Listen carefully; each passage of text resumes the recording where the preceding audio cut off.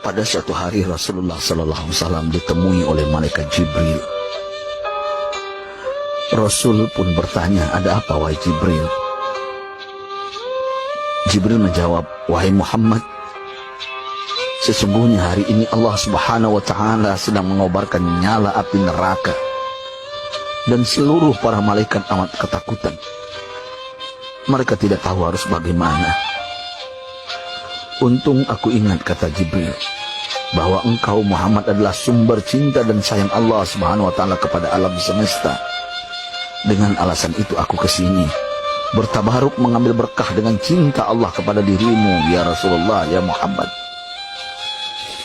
Rasulullah terdiam beberapa saat, kemudian bertanya lagi, wahai Jibril, ceritakan padaku bagaimana neraka itu sesungguhnya.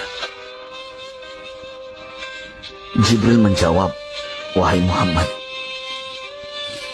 neraka itu bagaikan lubang-lubang yang terdiri dari 7 tingkat. Jarak antara satu lubang dengan yang lain ialah perjalanan 70 tahun. Lubang paling bawah adalah lubang yang paling panas. Nabi SAW meneruskan pertanyaannya, lalu siapakah penghuni lubang-lubang neraka itu, wahai Jibril? Sampaikan kepadaku, Jibril. Jibril menjawab, lubang yang paling bawah diciptakan untuk orang-orang munafik. Lubang yang berikutnya untuk penyembah berhala, lalu untuk penyembah bintang dan matahari. Jibril terus menerangkan penghuni tingkatan neraka hingga lubang yang kelima, tempat umat Yahudi, dan yang keenam dihuni oleh umat Nasrani. Setelah menjelaskan penghuni 6 tingkatan neraka, Jibril diam cukup lama. Rasulullah SAW penasaran dan bertanya kepada Jibril, wahai Jibril, siapakah penghuni neraka yang ke-7? Jibril diam saja tidak menjawab. Rasulullah SAW mengulangi pertanyaannya, tapi Jibril tetap diam. Rasulullah tambah penasaran dan mendesak Jibril agar dijawab pertanyaannya. Akhirnya Jibril pun berkata, umatmu wahai Muhammad, mereka itu para pelaku dosa besar di kalangan umatmu, yang dimana sampai mereka mati belum sempat bertaubat. Mendengar jawaban Jibril, Rasulullah langsung jatuh pingsan. Jibril merangkulnya dan meletakkan tubuh baginda di atas pangkuannya. Tak berapa lama Rasulullah SAW sadar dan langsung menangis bersimbah air mata dengan terisak-isak. Rasulullah mempertegas pertanyaannya, wahai Jibril, apakah benar ada di antara umatku yang masuk neraka?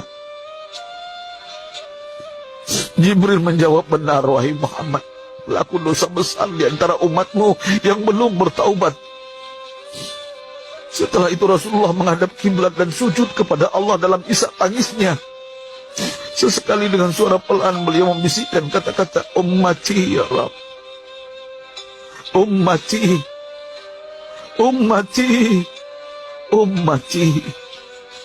Beliau SAW tidak mengangkat kepalanya dalam keadaan seperti itu selama 3 hari 3 malam, kecuali setiap Bilal bin Rabah mengumandangkan azan, barulah beliau bangkit untuk menjadi imam, dan setelah itu kembali sujud lagi. Pada hari ketiga Abu Bakar menyadari hal ini, beliau mengetuk pintu Rasulullah dan mengucapkan salam 3 kali, namun tidak terdengar jawaban. Abu Bakar sedih dan berseru di hadapan pintu Nabi besar Muhammad SAW, apakah ada jalan untuk masuk ke rumahmu ya Rasulullah? Tetap tidak ada jawaban. Di jalan Abu Bakar bertemu sahabat Umar. Mengapa engkau menangis wahai Abu Bakar? Kata Umar. Abu Bakar menceritakan keadaan Rasulullah SAW. Maka Umar pun melangkah menuju rumah Rasulullah dan terjadilah hal yang sama. Umar pun pulang dan menangis.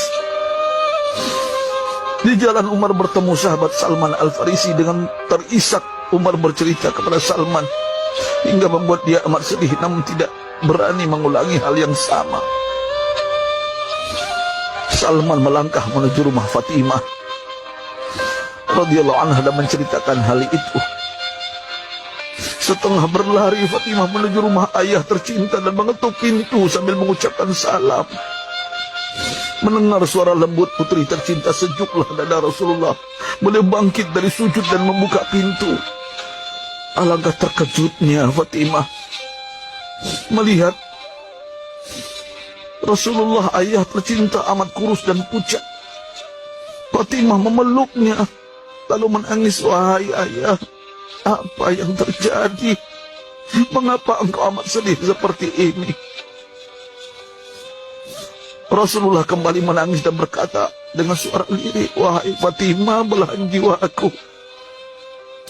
Bagaimana mungkin aku tidak sedih sedangkan Jibril mengatakan akan ada kelak umatmu yang akan masuk neraka. Subhanallah, betapa besar cinta Rasulullah kepada kita umatnya. Sahabatku, Rasulullah mencintai kita.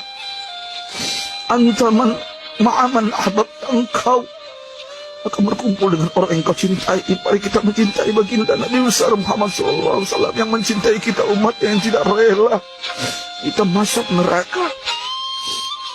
Mari kita mencintai beliau dengan berselawat. Sahabatku, sampaikan, Rasul mengajarkan kepada kita, man dalla ala khairin falau mislu ajri fa'ili. Siapa yang menunjukkan kepada kebaikan, maka dia akan mendapatkan pahala seperti orang yang mengerjakannya. Mudah-mudahan ini menjadi pahala jariah bagi kita.